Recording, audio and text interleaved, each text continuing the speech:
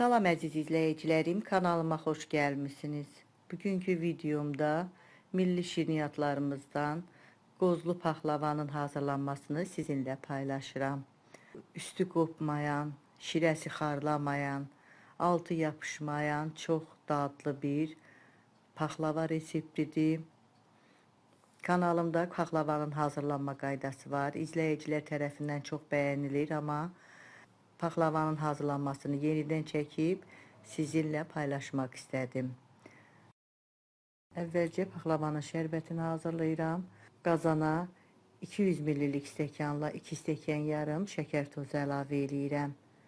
2 stəkan su, çay qaşığının ucunda da az limon duzu. Əgər sizdə limon duzu yoxdursa, onu bir xörək qaşığı sıxılmış limon suyu ilə də əvəz eləyə bilərsiniz. Qazanı qaza yerləşdirib şərbəti qaynayan vaxtdan bir 12-13 dəqiqə qaynadıb ocaqdan götürürəm, qoyuram, qalır, soyuyur. Xəmiri yoğururam. Xəmir üçün qaba 200 ml ilikdən biraz isti süd, yarım çay qaşığı şəkər tozu, yarım çay qaşığı da quru maya əlavə eləyib şəkər tozu ilə maya əriyənə qədər qarışdırıram. Qaba 200 qram yumşalmış kərə yağını əlavə eləyirəm. Siz öz bütçənizə görə istənilən yağla paxlavanı hazırlaya bilərsiniz.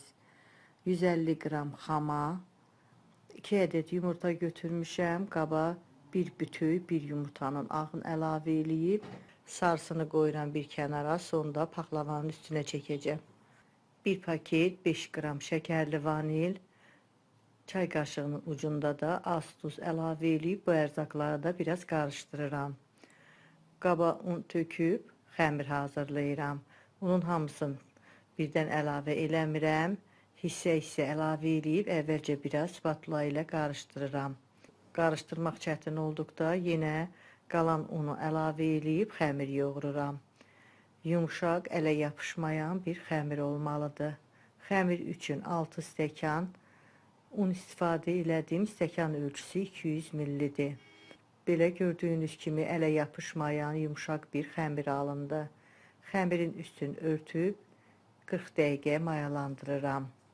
Bu arada içliyi hazırlayıram. İçlik üçün 600 qram qoz ləpəsi götürmüşəm. 400 qram şəkər tozu, 1 çay qaşığı da hil. İstəyə görə qoz ləpəsini biraz qovurmaqda olar, amma mən qovurmadım. Qoz ləpəsini blenderdən keçirmişəm. Üzərinə 400 qram şəkər tozu, 1 çay qaşığı da hil əlavə eləyib qarışdırıram. İçliyim artıq hazırdır, qoyuram bir kənara. Mayalanmış xəmiri dəzgahın üstünə qoyub, əlimlə yuvarlayıb uzunsov şəkil verəndən sonra doğrayıram. Xəmiri 12 yerə bölürəm. 2 ədəd iri parça kəsirəm. Bunlardan biri paxlavanın alt hissəsinə, o biri isə üst hissəsi üçün istifadə edəcəm. Qalan xəmiri də əvvəlcə 2 yerə bölüb, sonra hər hissəni də 5 yerə kəsirəm. Ümumilikdə 12 yerə bölmüş oldum. Tərəzidə çəkdiyim iri kündələr 170 qramlandır. Xırda kündələr isə 95 qramlandır. Xəmirləri kündəliyib, qaba düzüb, üstün örtüb bir 10 dəqiqədə kündələrin düşməsini gözləyirəm. Paxlava üçün 350 qram kərə yağı götürmüşəm. Qazanı qaza qoyub əridirəm. Ərinmiş kərə yağı ilə yaymaların aralarını yağlamaq üçün istifadə eləyəcəm. Keçirəm paxlavanı hazırlamağa. İri kündələrdən birini götürüb altın üstün unlayandan sonra yayıb yayma açıram. Yaymanı bişirəcəyim formanın ölçüsündə açıram. Mən dairəvi formada bişirəcəm, amma istəyə görə ilə kvadrat şəkilli formalarda da bişirmək olar. Açdığım yaymanı yağladığım formanın içinə yerləşdirirəm. Kənarlardan artıq olan hissələri bıçaqla kəsib çıxardıram. Onu da qeyd edeyim ki, istifadə elədiyim formanın diametri 34 santimetrdir. Ərinmiş yağdan yaymağın üstünə əlavə eləyirəm. Fırça ilə hər yerinə yayıram. Birinci yaymadan sonra içlik əlavə eləmirəm. İçliyi ancaq ikinci yaymadan sonra əlavə eləyirəm. Xırda kündələrdən də birini götürüb yenə eyni qaydada yayıb Yayma açıram formanın ölçüsü qədər. Xəmir çox yaxşı xəmirdir. Ehtiyac olanda biraz yenə un səpib yaymanı yayıb böyüdürəm. Onu da oklovun üstünə keçirib formanın içinə sərirəm. Arada boşluq qalmasın deyə əlimlə biraz üstündən bastıraraq sıxıram. Üstünə ərinmiş yağdan əlavə eləyib hər yerinə çəkirəm. Hazırladığım içlikdən 200 ml stəkanla 1 stəkan götürmüşəm. Onu yağlı yaymanın üstünə səpib hər yerinə yayıram. Paxlava tam hazır olanacan yaymaları üst-üstə sərdikcə əlimlə üstündən sıxıram ki, ortada çox boşluq qalmasın.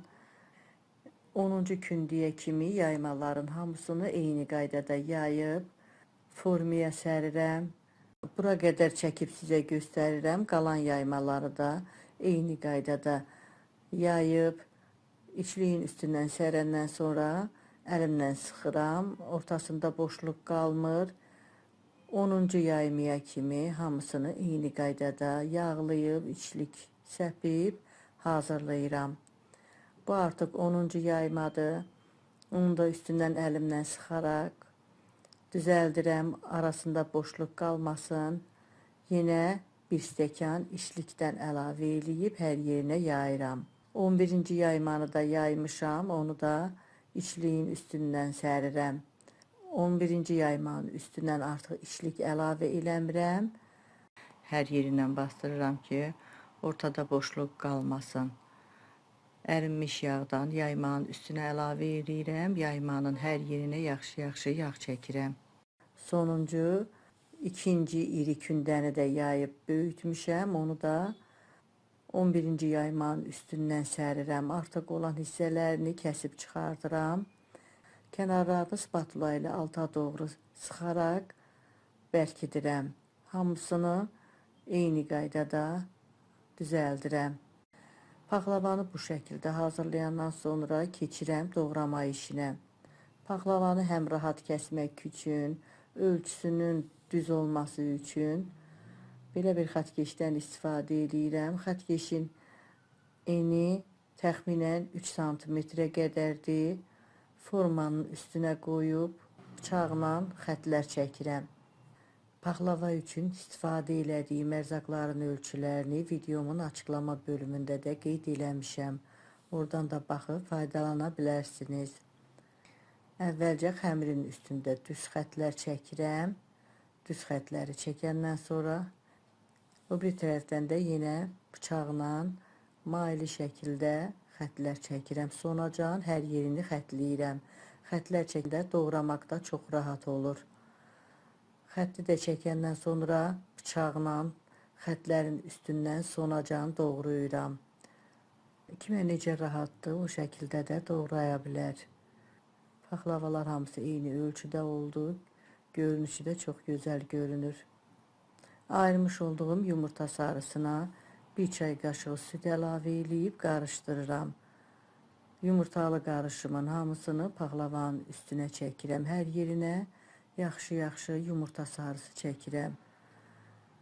Yumurta sarısı da çəkəndən sonra paxlavanın üstünü qoz ləpəsi ilə bəzəyirəm. İstəyə görə qoz ləpəsini bütöv də qoymaq olar, amma mən elə yarı şəkildə paxlavanın üstünə düzürəm. Hər yerinə düzəndən sonra öncədən qızdırdığım 170 dərəcəlik sobada əvvəlcə bir 15 dəqiqə bişirirəm. Sonra çıxardıb aralarını kəsib yağ əlavə eləyib tam hazır olana qədər bişirəcəm.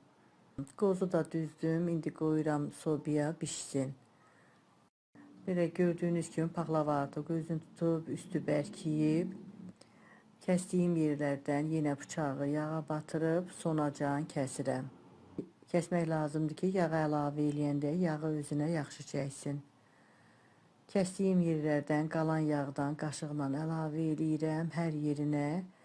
Yağı əlavə eləyəndən sonra sobaya qoyuram. Üstü tam yaxşı qızarıb hazır olana qədər bişirirəm. Paxlavam artıq bişib, üstü nar kimi qızarıb, çox gözəl paxlava alınıb. Paxlava ilə isti-isti Şərbətim də artıq soyuyub. Elə şərbəti isti-isti paxlavanın üstünə əlavə eləyirəm. Paxlavanın hər yerinə hazırladığım şərbətdən əlavə eləyirəm.